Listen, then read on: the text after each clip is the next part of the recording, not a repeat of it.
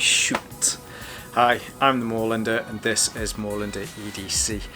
What a difference 7 days makes. Last week it was reasonably cold, today it's reasonably quite nice. Here in the UK we're getting into that period where we like to be lulled into a full sense of security just before the summer, where we have 3 or 4 weeks of glorious weather, so that we really do feel this is going to be the summer, the summer. And yeah, then it rains for 3 months, and then we get thrown back into the winter. So we're enjoying this small period that we have each year. But today we're not here to talk about the weather, although as Brits we are very good at talking about the weather. We are here to look today at the Boker Plus Barlow knife. Now normally I'd get to this point and I'd say we'll turn the camera around so we can have a little bit of a look at this. But I think it's probably important just to add a little bit about the Barlow and the relationship that England has with the Barlow knife. The Barlow knife is a quintessentially British knife, quintessentially an English knife coming from around the 1600s. You can find these knives here in the UK. Probably, have difficulties finding them now, but you know what I mean. The Barlow knife was developed here in the UK. It has a few characteristics that you will generally tend to find. It has a longer extended bolster, generally made from a stronger material like a steel, and then an elongated oval end to it, and then the clipped end to it with a clipped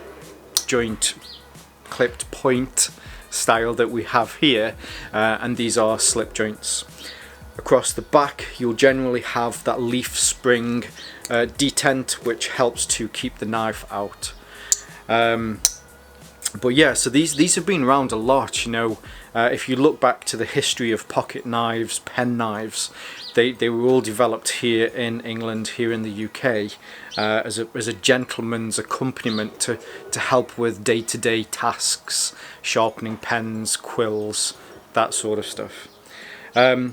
This one, now you all know that I'm quite a fan of German products. I think our two great nations make some incredibly amazing products, and it's great to see the combination of two different, you have this, as I say, quintessentially English knife being made by a German manufacturer, and having that German, I don't know what you call it. I suppose I only know it in French, and that would be je ne sais quoi, but whatever that would be in German, that would be that for this, having that German engineering added to something that's quintessentially English.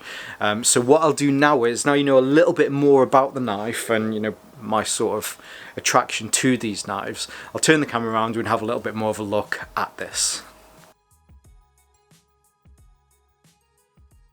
Now before we start, I must apologise quickly, because just up there in the tree there is a wood pigeon nesting. She's getting a little bit broody at the moment and a wee bit noisy, so I do apologise about that. But here we have the Boker Plus Barlow knife. We'll go through some of the measurements, we'll go through some of the materials that it's made from. I have had this now for roughly 2 months, so I've been carrying it on and off and rotating it. So what you'll see is you'll start to see the patina here on the silver nickel bolster, and this is from roughly a couple of months worth of wear. The full length from the tip to the butt here is 150 millimeters.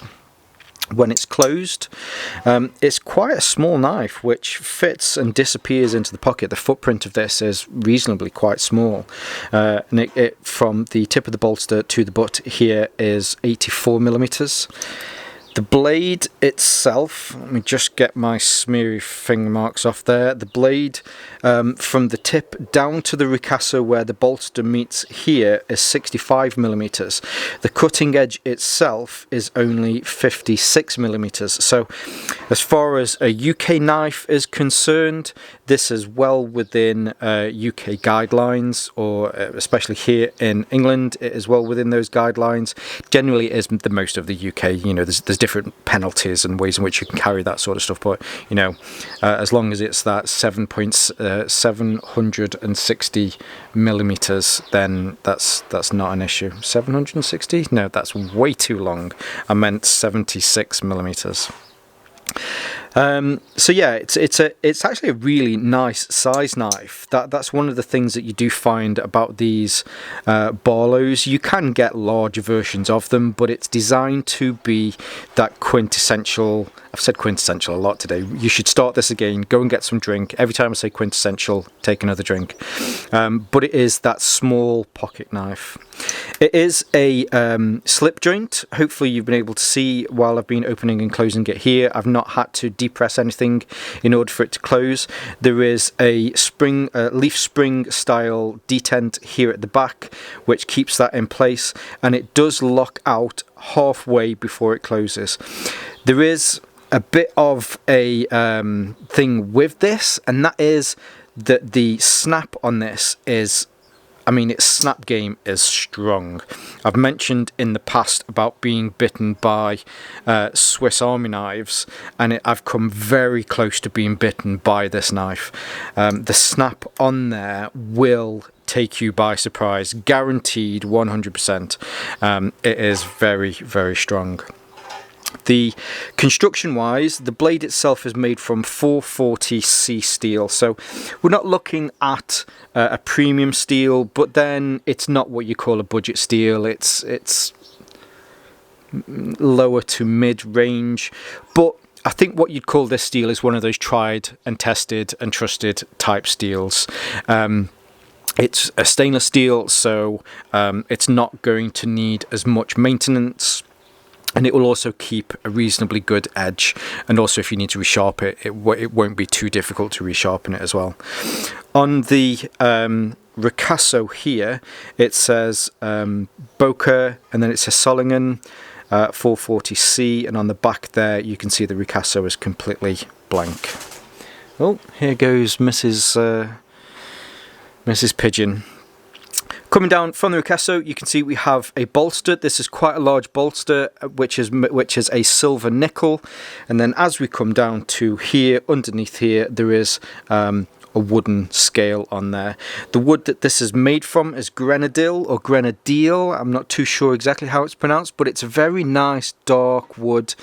It's actually got some really nice grain to it as well. Although it's being polished to a very nice polish, you can get little wisps of the grain here, which I think with some time that will probably age really nicely and probably open up slightly once the oils from my hands, my fingers get into that, which is really nice. You have 3 pins. These pins, this pin here at least, holds on the scale, whereas the pin here and here, there is also a pin on the bolster, and that will hold the spring in there as well. Not a particularly heavy knife, comes in at 51 grams, and it's just genuinely a really nice pocket knife. When it is closed, hopefully, if you can see here, it sits perfectly in the middle. Actually, do you know what? That's probably the first time that I've closed it and it's sat just off to the left. But every other time that I've closed it, it's sat perfectly in the middle. The grind on it is a flat grind.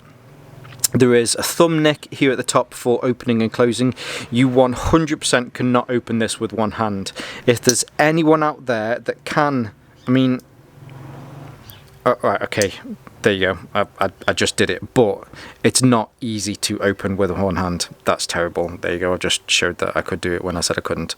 But you have a clip point here at the end, and you have a nice kind of belly here from the side of the blade, and a small little Spanish notch there if you were to resharpen this. The grind, it's one of the things that, I mean, I'd say that this is definitely a beautiful knife, but the grind itself isn't perfect. I don't know if this has been rushed or it's just not been machined properly. But here, along this side, you've got a very consistent 1mm grind all the way around from the tip across the belly all the way to the back here. On this side, the 1mm starts here, but then it really does taper down where it gets to here to probably less than 0.5mm, which then it comes back up to. Again, I'm not sure whether that's been rushed or how that's happened, but it's definitely not perfect, which is a shame, because this is a very, very, very nice knife. Coming from Boker Plus, which are the higher end of the Boker knives, I probably would have expected that to be a little bit better than that. I mean, with it being 440C, it's not going to take too much to put that right, but it's just a shame that it was like this. But you know, it definitely doesn't take anything away from the knife. As far as cutting is concerned, it cuts really well. Just for normal daily duties, you can't use this as a workhorse. I mean, although you could, but it would be a shame to do something to a nice looking knife like this. It's really designed for light duties, although you could use it for heavier ones. It's meant to be that small pocket knife for doing small cutting duties. One of the things I forgot to mention is here you have a small metal, I think it's enamel embossed, if that's the word, or however it is, which has sunk into the wood on this side. On the inside, I believe this is brass. I've tried to find on the website. I don't think it says anywhere on the website. So here you can see on the back there, you've got quite a few different colours. You go from the silver nickel to brass to the 440C to the brass to the silver nickel. Again, what you do find with a lot of these Barlow style knives is that between the scales you will then have a liner that then goes between each of those, which is very nice. I really have enjoyed owning this knife, and not that I have to send this back. You know, I purchased this with my own money, so full disclosure, I suppose this is a good place to point it out. It's a beautiful, beautiful, well-made knife. So we have the quintessentially English knife, made with the precision of German engineering. Hopefully you'll know through my channel that I am a big fan of the German nation, German people and German products. So I mean this with the utmost respect, but they've knocked it out the park on this one. Damn you, Germany! No, seriously. With all the due respect that is deserved, it's a great little knife. It's not perfect.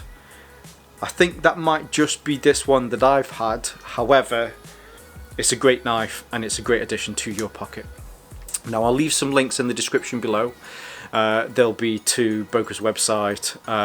If I can find some, I'll find some affiliate links. Obviously, you know, if you choose to use those, they will help to support my channel. I do get a small kickback, but it's not to any extra cost to you. I'll also leave some links in the description to me if you want to look for me on Moorlander_EDC on Instagram. That would be amazing, but for now, no, I'm not going to do. I'm going to do the bit that I always forget to do. Don't forget to share. No, don't forget to like. Don't forget to subscribe, and don't forget to share. Actually, thinking about it, if you could share this, if everybody was to share this video, if you share it by either WhatsApp, on Facebook, or by email, it helps with the YouTube algorithm. Might be worth a try just for this video. I don't know, but hey. That would be awesome. It helps me to get my content out and build the Moorlander family. But for now, this is what I would do, is stay safe, stay Moorlander, and stay EDC.